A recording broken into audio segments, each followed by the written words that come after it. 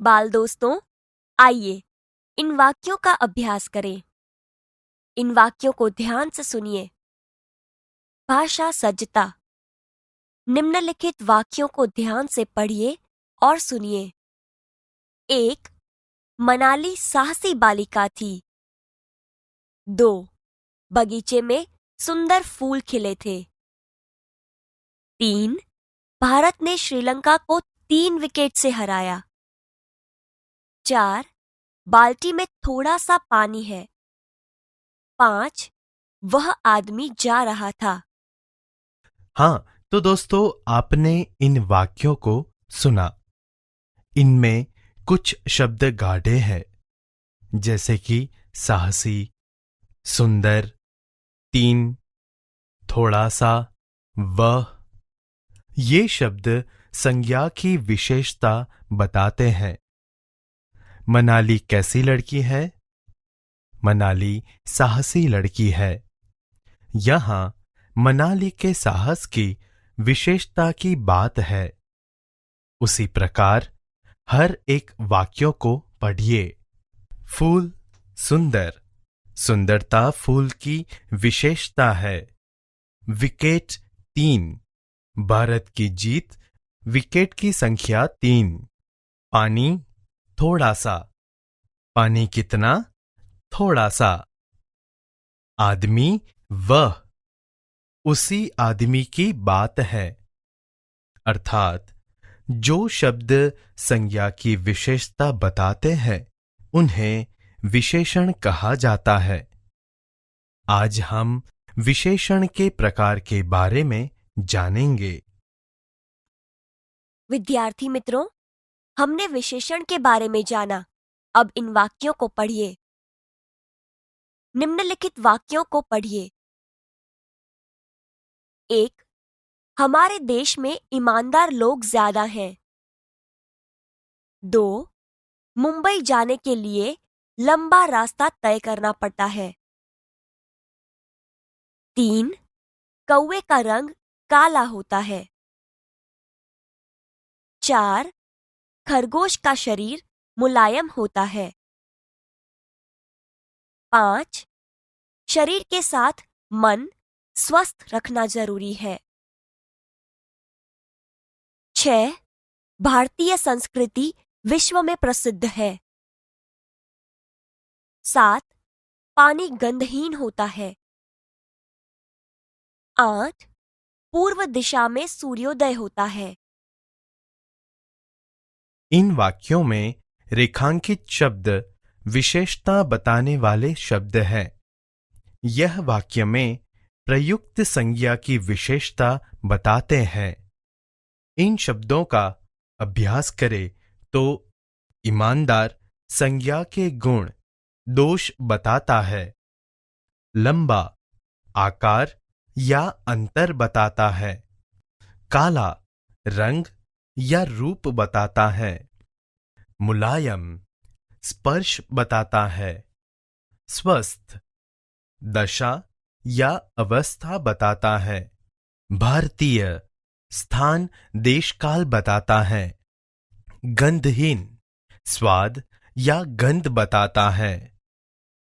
पूर्व दिशा को दर्शाता है।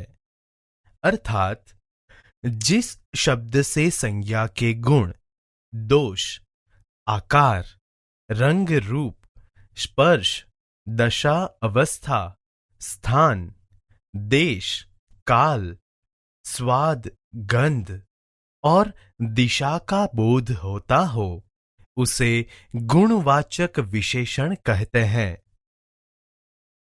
इतना जानिए। गुणवाचक विशेषण संज्ञा या सर्वनाम शब्दों की निम्नलिखित विशेषताओं का बोध कराता है। 1. गुण दोष। ईमानदार, बुद्धिमान, चतुर, योग्य, अच्छा, बुरा, बेईमान, दुष्ट, क्रूर, आलसी, अयोग्य, पापी आदि। 2. आकार गोल, चौड़ा, लंबा, पतला, छोटा, मोटा, वर्गाकार, तिकोना आदि। 3. रंग, रूप, सफेद, काला, पीला, सांवला, गोरा, मैला, चमकीला आदि। 4. स्पर्श, कोमल, कठोर, खुरदरा, चिकना, मुलायम आदि। 5. दशा, अवस्था, स्वस्थ, कमजोर, बीमार, दुर्बल, रोगी, बूढ़ा, युवा आदि। 6.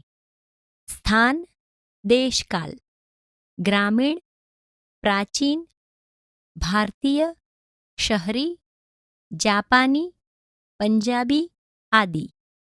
7. स्वाद, गंध, मीठा, खट्टा, चटपटा, कड़वा, फीका, तीखा आदि। 8. दिशा, पूर्व, पश्चिम, उत्तर, दक्षिण आदि। मित्रों, अब इन वाक्यों को ध्यान से पढ़िए और सुनिए। निम्नलिखित वाक्यों को पढ़िए। 1. प्रयाग 3 नदियों का संगम स्थान है। 2. आज केवल आधा लीटर दूध चाहिए। 3. गौरव तीसरी कक्षा में पढ़ता है। 4. सचिन वनडे में दोहरा शतक लगा चुके हैं। 5. हमारे देश की चारों दिशा रक्षित है। यहाँ हर एक वाक्य में किसी न किसी संख्या का बोध होता है, जैसे कि नदियां 3 जो संख्या दर्शाता है, दूध आधा लीटर जो मात्रा दर्शाता है, कक्षा तीसरी जो क्रम दर्शाता है, शतक दोहरा जो आवृत्ति दर्शाता है, दिशा चारों जो समूह दर्शाता है। इससे वह पता चलता है कि जो शब्द वस्तु की निश्चित संख्या का बोध करते हैं उसे निश्चित संख्यावाचक विशेषण कहते हैं। विद्यार्थी मित्रों, इन वाक्यों को पढ़िए। निम्नलिखित वाक्यों को पढ़िए। 1. कई लोग नर्मदा की परिक्रमा करते हैं। 2. कुछ लोगों ने पर्यावरण बचाने का बीड़ा उठाया है। 3. ज्यादा लोग बैठने से नाव उलट गई। इन वाक्यों में आपने देखा कि रेखांकित शब्द संख्या का बोध करता है, किंतु संख्या निश्चित पता नहीं चलती। अतः जिन शब्दों से वस्तु की निश्चित संख्या का बोध न हो उसे अनिश्चित संख्यावाचक विशेषण कहते हैं। इतना जानिए। निश्चित संख्यावाचक विशेषण के कुछ अन्य भेद इस प्रकार से है। 1. पूर्णांक बोधक 1, 3, 9, 1000 आदि। 2.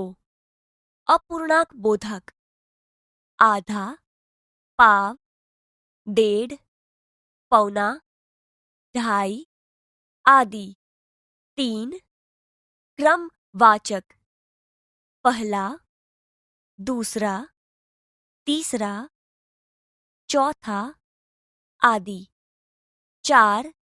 आवृत्तिवाचक दुगुना, चौगुना, इकहरा, दोहरा आदि।